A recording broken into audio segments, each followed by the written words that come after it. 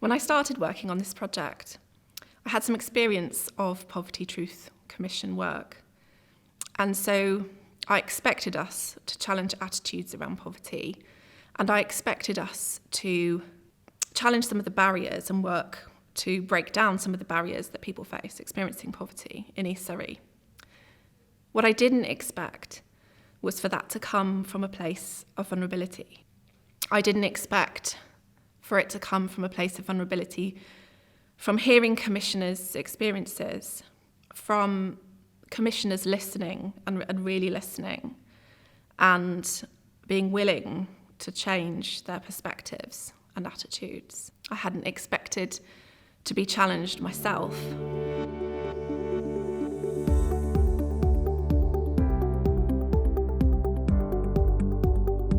A few years ago, I'd been wrestling with the surge in growth in the food bank. My desire was always to close the food bank.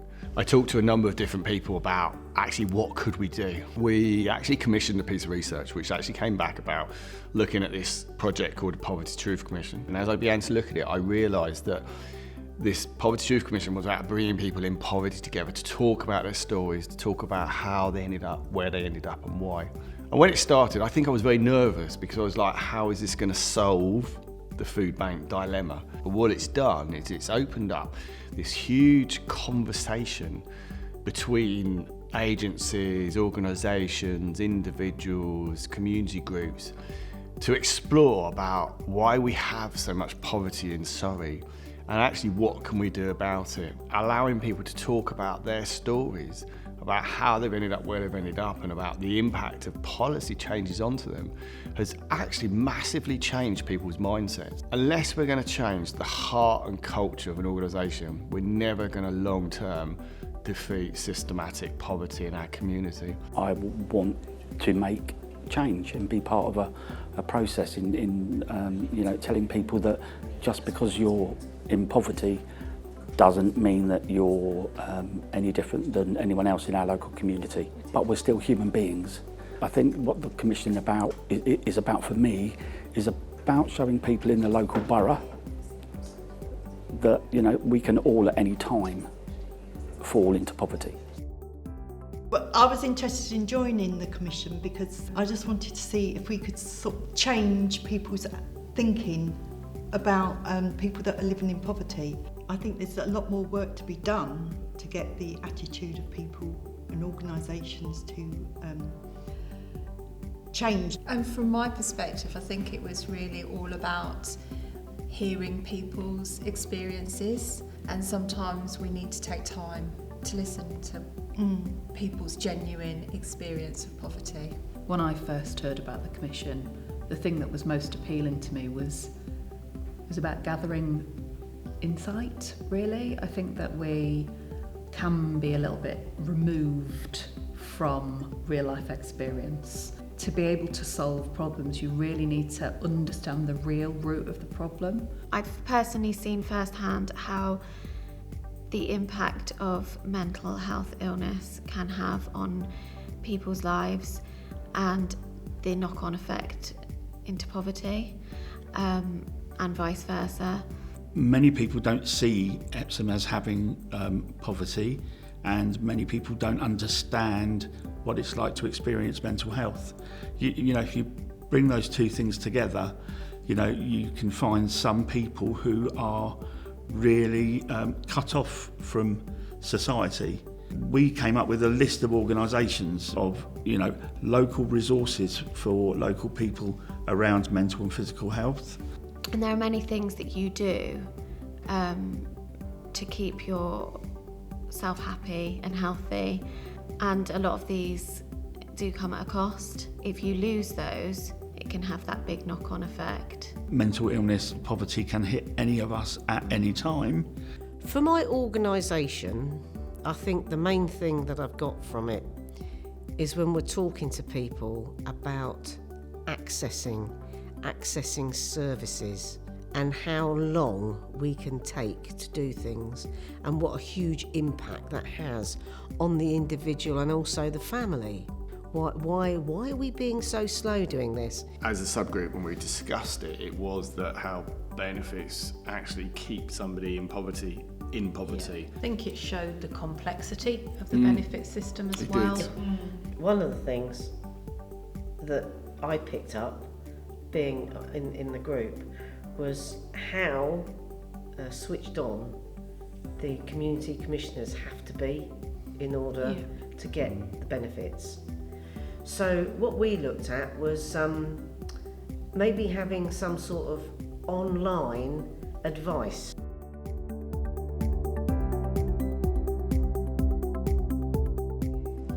I think for me, it's not just one issue. It's not just about not having enough food or not having enough, money for your heating or your electric. It's a combination of so many different things, and it's really hard once you stumble across one of those things. It just escalates and spirals, and it just leads on. So do you feel like it's like you're juggling different issues all the time, and you can't drop one to fix another? None of them choose to be in poverty. No. The key thing for me was like the definition part. There's people, including myself, that deal with it on a daily basis. It's not a very nice word. No, really. no. Do you think poverty, the word, kind of puts people's backs off? And do you think there's a better word to describe it? Because you've said, all three of you have said poverty has made you think different things to what you initially thought. If somebody says, "Oh, you live in poverty," that's like that's a very negative. It's really thing. negative, isn't it? Yeah. I think my main issue with the word poverty is that it puts all the onus on the person who's experiencing it. It doesn't talk about, it doesn't reflect the fact that this person is finding themselves in a difficult position because of circumstance and because of the structures that we live in, that we've created as a society. The Poverty Truth Commission is vital to highlight the false perception of the County of Surrey as a wealthy county without the challenges that all the 11 boroughs currently face.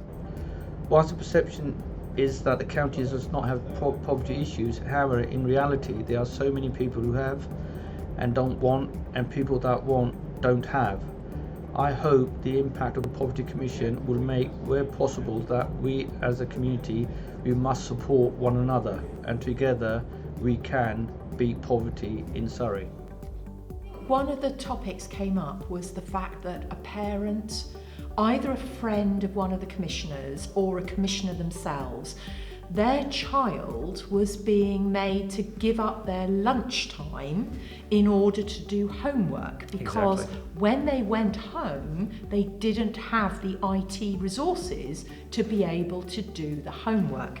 And that was poverty related because the fact they couldn't do their homework at home was because the family either only had one laptop, didn't have a computer. And that was where we started. That was the first, in the prototype that we ran, we had 3 devices. Yes. And we donated those 3 devices. One of them went to that family. They did, specifically. yes. And that's how the whole thing started. The strength of the concept, I think, is no one questions it. We've just got to convert that from being, hey, that's a great idea, into people contributing a device and committing. We've got to create that base and get a bit more from the business world so that we've got a flow, as you said, we've got a flow to keep things going. So I've loved being on this project, and the outstanding thing for me is getting to know commissioners. Community commissioners, civic commissioners, being brilliantly facilitated, if I may say so, in order to tell our stories to some degree and hear one another, and then focus together on the issues that matter for the community commissioners.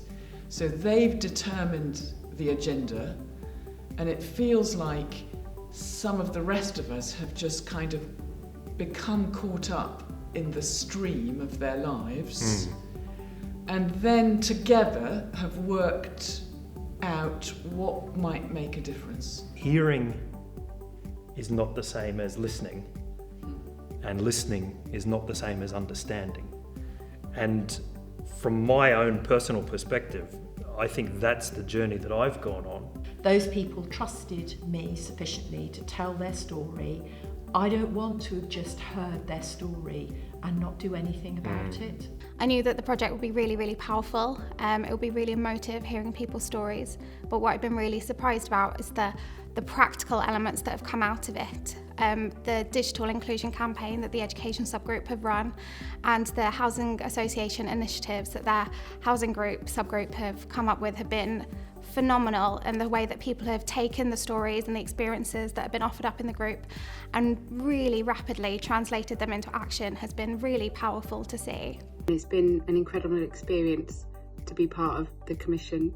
I found it really humbling and illuminating. They enabled an environment for people to share without kind of stigma or prejudice, and I think that's been really valuable for everyone. Personally, I found it really valuable to hear about people's experiences, Surrey residents, and what they experience, and what poverty and the kind of causes of poverty are for them in Surrey. I think it's really important that we continue to enable people to have a voice and to feel that they can have a say in situations that affect them and that they can help achieve the outcomes that they'd like to see.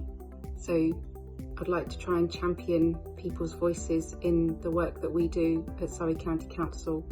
We're only now at the end of stage 1, and there is a much greater piece of work that needs to be done, and we need to continue drawing people's attention to the fact that there is poverty in Surrey. The Poverty Truth Commission has actually made me really hopeful that there's a lot of people out there with the same desire, the same eagerness, and we just need to keep building on that and take it to begin to change the hearts and culture of organisations, communities where we live, so that we can begin to eradicate poverty in our community.